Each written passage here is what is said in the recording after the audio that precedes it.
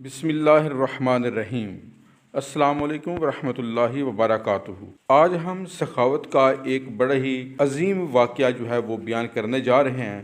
اس کو ہم نے نام دیا ہے عظیم سخاوت۔ عبداللہ بن مبارک رحمۃ اللہ علیہ عراق کے شہر مرو میں قیام پذیر تھے۔ اکثر و بیشتر حج کرتے۔ ان کے عزیز رشتہ دار اور دوست اس بات کی تمنا کرتے کہ ان کے ہمراہ حج کے لیے جائیں۔ خود مخیر تھے، حجاج پر خوب خرچ کرتے۔ ایک سال حج کے موقع پر لوگ ان کے پاس آئے اور عرض کیا، حضرت آپ حج پر جانا چاہتے ہیں، ہمیں بھی ساتھ لے چلیں۔ فرمایا، ٹھیک ہے، اپنا زاد راہ میرے پاس جمع کروا دو۔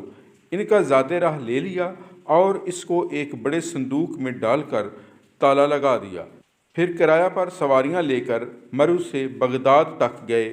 اس دوران سارے قافلے کو عمدہ کھانا پینا مہیا کیا، اعلیٰ سے اعلیٰ قسم کے پھل اور حلوہ جات مہیا کیے، یہاں تک کہ بغداد پہنچ گئے۔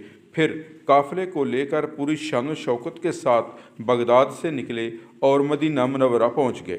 ہر ایک کو فرداً فرداً بلوا کر پوچھا کہ تمہارے گھر والوں نے مدینۃ الرسول سے کیا تحفے تحائف لانے کے لیے کہا تھا؟ لوگ بتلانے لگے کہ فلاں فلاں چیز لانے کے لیے کہا تھا، ان کو وہ چیزیں خرید کر دے دیں۔ اسی طرح مکہ مکرمہ پہنچے۔ حج کے بعد پھر فرداً فرداً ہر ایک سے پوچھا کہ مکہ مکرمہ سے تمہارے گھر والوں نے تم سے کیا کیا تحائف لانے کے لیے کہا تھا؟ لوگوں نے بتایا کہ فلاں فلاں چیز، تو ہر ایک کو اس کی پسند خرید کر دے دی۔ مکہ سے مرو تک وہ مسلسل اخراجات کرتے رہے۔ جب ادائیگی حج کے بعد مرو واپس پہنچے اور 2-3 دن کے بعد حجاج کی تھکاوٹ دور ہو گئی تو ایک بڑی دعوت کی اور تمام حجاج کو کپڑے بھی دیے۔ اس کے بعد انہوں نے صندوق منگوا کر اسے کھولا اور اس میں سے ہر آدمی کی زاد راہ والی تھیلی نکالی جس پر اس کا نام لکھا ہوا تھا، وہ اس کو واپس کر دی۔